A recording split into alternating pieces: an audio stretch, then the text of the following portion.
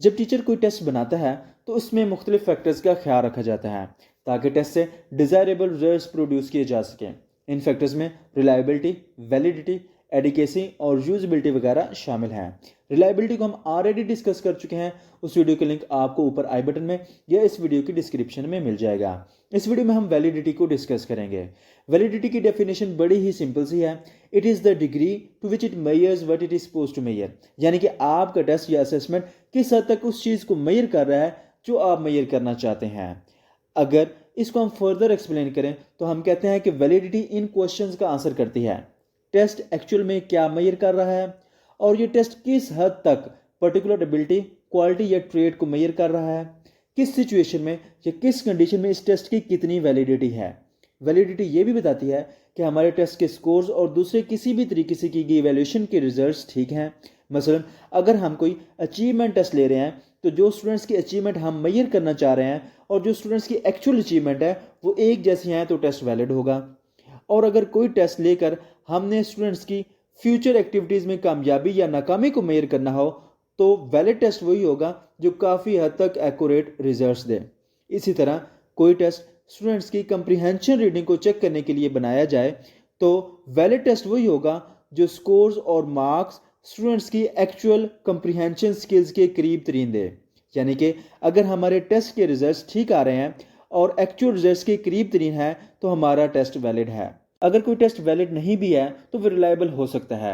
यानी अगर किसी टेस्ट के रिजल्ट्स कंसिस्टेंट हैं, यानी बार बार टेस्ट कंडक्ट करने पर एक ही जैसे रिजल्ट्स आ रहे हैं तो टेस्ट रिलायबल तो हो सकता है, लेकिन ज़रूरी नहीं है कि वो वैलिड भी हो। यानी कि मुमकिन है कि वो उस चीज़ को मेयर ही ना कर रहा हो जो हम मेयर करना चाह रहे हो, बल्कि किसी इररेलेवेंट क्वालिटी या ट्रेड को मेयर कर रहा हो। मसलन 4 लोग कार्ड्स खेल रहे हैं, हम ये देखना चाहते हैं कि कौन बेहतर खेल रहा है। अब अगर हम ये चेक करने लग जाएं कि कौन सा प्लेयर स्पीड से खेल रहा है तो हमारे रिजल्ट्स लायबल तो होंगे क्योंकि वो प्लेयर वाकई में तेज़ खेल रहा होगा, मगर रिजल्ट्स वैलिड नहीं होंगे क्योंकि हमने ये चेक ही नहीं किया कि कौन बेहतर खेल रहा है। इसी तरह अनरिलायबल टेस्ट कभी भी वैलिड नहीं हो सकता क्योंकि अनरिलायबल टेस्ट तो 2 या 2 से ज़्यादा मरतबा एक जैसे रिजल्ट्स देता ही नहीं है। इसलिए जाहिर सी बात है कि जब रिजल्ट्स कंसिस्टेंट ही नहीं आ रहे तो वैलिड होना तो पॉसिबल ही नहीं। टेस्ट जिस ऑब्जेक्टिव, पर्पस या सिचुएशन को मेयर कर रहा होता है, वैलिडिटी भी सिर्फ उसी पर्पस और सिचुएशन तक होती है। मसलन 3rd ग्रेड के स्टूडेंट्स की इंटेलिजेंस को मेयर करने के लिए जो टेस्ट वैलिड होगा वो 5th, 9th या 10th ग्रेड के स्टूडेंट्स के लिए वैलिड नहीं होगा। जैसे जैसे ग्रेड बढ़ता जाएगा वैसे वैसे उस टेस्ट की वैलिडिटी कम होती चली जाएगी। या फिर अगर कोई टेस्ट इलेक्ट्रॉनिक पार्ट वगैरह से रिलेटेड हाईली वैलिड हो तो वो एग्रीकल्चर या मैथमेटिक्स के लिए वैलिड नहीं होगा। यानी टेस्ट उन लोगों के लिए वैलिड होगा जिनके लिए स्पेसिफिकली डिज़ाइन किया गया हो या फिर उस पर्पस के लिए वैलिड होगा जिसके लिए उसे डिज़ाइन किया गया हो। बिल्कुल ऐसे ही जैसे थर्मोमीटर सिर्फ टेम्परेचर को मेयर करता है, बैरोमीटर सिर्फ एटमॉस्फेरिक प्रेशर को मेयर करता है। यानी हर टेस्टिंग इंस्ट्रूमेंट को सिर्फ उसी स्पेसिफिक पर्पस के लिए इस्तेमाल कर सकते हैं जिसके लिए उसे बनाया गया हो। वैलिडिटी डिटरमिन करने के लिए कई एक मेथड मौजूद हैं। इनको आमतौर पर 4 कैटेगरीज में डिवाइड किया जाता है जो कि ये हैं: content validity, concurrent validity, predictive validity और कंस्ट्रक्ट वैलिडिटी। इन चारों का अब हम 1 बाय 1 डिस्कस कर लेते हैं। सबसे पहले कंटेंट वैलिडिटी है। इसमें टेस्ट का जो कंटेंट आपने सिलेक्ट किया होता है, यानी जो टेस्ट आपने बनाया होता है, वो किस हद तक कंप्लीट सब्जेक्ट मैटर यानी कंप्लीट कोर्स को रिप्रेजेंट कर रहा है, इसे हम कंटेंट वैलिडिटी का नाम देते हैं। यानी आपके टेस्ट का कंटेंट किस हद तक वैलिड है। अचीवमेंट और प्रोफिशिएंसी टेस्ट में कंटेंट वैलिडिटी को बहुत ज़्यादा इंपॉर्टेंस हासिल है। कंटेंट वैलिडिटी को हम फेस वैलिडिटी भी कहते हैं। फेस वैलिडिटी में मजीद ये चेक किया जाता है कि डिफरेंट किस्म के क्राइटेरिया से हमारा टेस्ट कितना रेलेवेंट है। क्राइटेरियाज इस तरह के होते हैं: instructions objective, analysis of teacher, final examination, judgement of competent person, concept of social utility, mental processes का लॉजिकल और साइकोलॉजिकल एनालिसिस, मोटर परफॉर्मेंसेज और कुछ दूसरे बिहेवियर। मसलन अगर आप स्टूडेंट्स को 200 वर्ड सिखाते हैं, अब आपने टेस्ट लेना है, इसमें आप लेट्स से कि 20 वर्ड्स लेते हैं। ये 20 वर्ड्स अगर उन्हीं 200 वर्ड्स में से हैं तो आपका टेस्ट वैलिड होगा। इसमें आपने ये भी ख्याल रखना होता है कि जो टेस्ट आपने बनाया है वो पूरे कंटेंट को कवर कर रहा हो। ऐसा ना हो कि स्टूडेंट्स 2-3 चैप्टर्स को छोड़ दें और फिर भी 100% मार्क्स स्कोर कर लें। अगर अब आपने किसी तरीके से स्टूडेंट्स की परफॉर्मेंस को मेयर किया हुआ है और फिर आप टेस्ट की हेल्प से उसी वक्त दोबारा स्टूडेंट्स की परफॉर्मेंस को मेयर करते हैं तो इसे कंकरेंट वैलिडिटी कहते हैं। यानी एक ही वक्त में आपने मुख्तलिफ तरीक़ों से स्टूडेंट्स की परफॉर्मेंस को मेजर करना होता है। मसलन किसी क्लास के स्टूडेंट्स का टेस्ट लें और फिर टीचर से उस क्लास के स्टूडेंट्स का फीडबैक लें। अगर दोनों के रिजल्ट्स एक जैसे हों तो कॉन्करेंट वैलिडिटी होगी। अगर हम टेस्ट के रिजल्ट्स पर कोई प्रेडिक्शन बनाते हैं और कुछ टाइम के बाद हम डिफरेंट एविडेंसेस से उन प्रेडिक्शंस को कंफर्म कर लेते हैं तो इसे हम प्रेडिक्टिव वैलिडिटी कहते हैं। आपने यकीनन नोट कर लिया होगा कि कॉन्करेंट वैलिडिटी में भी हमने 2 या 2 से ज़्यादा मरतबा असेसमेंट की थी और प्रेडिक्टिव वैलिडिटी में भी हमने ऐसा ही कुछ किया है। तो फिर फ़र्क कहाँ पे है? दोनों में फ़र्क यह है कि कॉन्करेंट वैलिडिटी में हम एक ही वक्त में दोनों असेसमेंट करते हैं, जबकि प्रेडिक्टिव वैलिडिटी में हम मुख्तलिफ टाइम पर करते हैं, यानी दूसरी असेसमेंट कुछ टाइम गुजरने के बाद करते हैं, आमतौर पर लेटर स्टेज ऑफ लाइफ पर। यह वैलिडिटी बड़ी इंपॉर्टेंट है क्योंकि जब टेस्टर ये मेजर करना चाहता है कि बच्चे रियल लाइफ में या यूनिवर्सिटी में जाकर कैसे परफॉर्म करेंगे तो इस टाइप की वैलिडिटी का सहारा लेता है। ये वैलिडिटी आमतौर पर लॉन्ग टर्म के लिए अप्लाई की जाती है। मसलन स्टूडेंट्स वोकेशनली कितने सक्सेसफुल होंगे, जॉब में कितने सक्सेसफुल होंगे। प्रेडिक्टिव वैलिडिटी अचीवमेंट टेस्ट के लिए सूटेबल नहीं होती। कॉन्स्ट्रक्ट वैलिडिटी में हम आमतौर पर ये चेक करते हैं कि टेस्ट कौन कौन सी साइकोलॉजिकल क्वालिटीज़ को मेजर कर रहा है। दूसरे अल्फाज में बाज़ दफ़ा हमें डायरेक्टली पता नहीं होता कि हमने क्या मेजर करना है, तो फिर हम इनडायरेक्टली मेजर करने की कोशिश करते हैं, यानी हम इसमें इन्फ्रेंसेस करते हैं। ये आमतौर पर उस वक्त यूज़ की जाती है जब बाकी तीनों टाइप की वैलिडिटी इनसफिशेंट हो। ये आमतौर पर हैबिट्स, एप्रिसिएशन, अंडरस्टैंडिंग और डाटा की इंटरप्रिटेशन में इस्तेमाल होती है। अगर अभी तक आपको कॉन्स्ट्रक्ट वैलिडिटी की समझ नहीं आई तो आपने परेशान बिल्कुल भी नहीं होना। अभी मैं इसे एक सिंपल वे में एक्सप्लेन करता हूँ, जिससे उम्मीद है कि कॉन्स्ट्रक्ट वैलिडिटी की तमाम कन्फ्यूजन्स ख़त्म हो जाएंगी। कॉन्स्ट्रक्ट वैलिडिटी को हम ऐसे भी डिफ़ाइन कर सकते हैं कि इसमें हम स्टूडेंट्स की परफॉर्मेंस को एक या एक से ज़्यादा कॉन्स्ट्रक्ट पर मेजर करते हैं। कॉन्स्ट्रक्ट एक इंडिविजुअल करेक्टरिस्टिक होता है जो कि बिहेवियर का एक पार्ट होता है। मसलन मैथमेटिकल रीजनिंग एक कॉन्स्ट्रक्ट है, रीडिंग कॉम्प्रिहेंशन एक कॉन्स्ट्रक्ट है, प्रिंसिपल ऑफ इलेक्ट्रिसिटी एक कॉन्स्ट्रक्ट है। कॉन्स्ट्रक्ट वैलिडिटी में 2 क्वेश्चंस लाजमी पूछे जाते हैं। एक, क्या हमारी असेसमेंट या टेस्ट का कंटेंट हमारे कॉन्स्ट्रक्ट को मुनासिब तौर पर रिप्रेजेंट कर रहा है।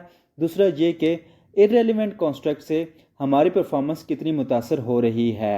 अगर इन दोनों क्वेश्चन का आंसर नेगेटिव में हो तो इसका मतलब है कि कॉन्स्ट्रक्ट वैलिडिटी मौजूद है।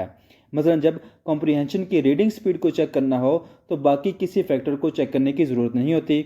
इसी तरह जब स्टूडेंट्स साइंटिफिक प्रिंसिपल समझ रहे हों तो पंक्चुएशन वगैरह की कोई इंपॉर्टेंस नहीं होती। नेचर ऑफ वैलिडिटी, जब हम वैलिडिटी को टेस्ट और इवैल्यूएशन के लिए यूज़ करते हैं तो फिर कुछ बातों का ख्याल रखना पड़ता है।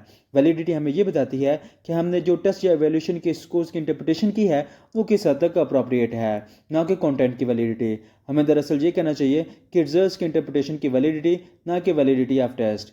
वैलिडिटी एक हद है कि किस हद तक हमारी इंटरप्रिटेशन ठीक हो सकती हैं। ऐसा नहीं है कि टेस्ट मुकम्मल तौर पर वैलिड होता है या मुकम्मल तौर पर इनवैलिड।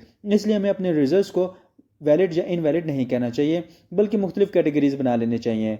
मसलन हाई वैलिडिटी, मॉडरेट वैलिडिटी और लो वैलिडिटी। वैलिडिटी एक पर्टिकुलर पर्पज़ के लिए स्पेसिफिक होती है। कोई ऐसा टेस्ट नहीं है जो हर पर्पज़ के लिए वैलिड हो। मसलन मैथ का एक टेस्ट ये बता सकता है कि कंप्यूटेशनल स्किल्स की हाई डिग्री है, मैथमेटिकल रीजनिंग की लो डिग्री है और मैथ में फ्यूचर सक्सेस की प्रेडिक्शन के लिए मॉडरेट डिग्री है। लेकिन ये टेस्ट आर्ट्स या म्यूज़िक के मतलब कुछ नहीं बता सकता। कई एक ऐसे फैक्टर्स होते हैं जो टेस्ट के रिजल्ट्स को इनवैलिड कर देते हैं। इनमें से कुछ फैक्टर्स बड़े ही ऑब्वियस होते हैं और इनसे आसानी से बचा जा सकता है। मसलन कोई भी टीचर ऐसा नहीं करेगा कि सोशल स्टडीज़ का नॉलेज चेक करने के लिए मैथ का टेस्ट ले ले और ना ही 3rd ग्रेड के स्टूडेंट से 6th ग्रेड के स्टूडेंट का टेस्ट लेगा। अगर ऐसा कर दिया जाए तो इन दोनों एग्जाम्पल्स में हमारे रिजल्ट्स इनवैलिड हो जाएंगे। लेकिन कुछ फैक्टर्स ऐसे भी होते हैं जो बाज़ार तो बड़े मामूली से लगते हैं मगर वो भी रिजल्ट्स को इनवैलिड कर देते हैं। मसलन सोशल स्टडीज़ का टेस्ट लेते हुए टीचर ज़्यादा क्वेश्चन सिर्फ हिस्ट्री से डाल दे, अब इस टेस्ट के स्कोर्स लेस वैलिड हो जाएंगे।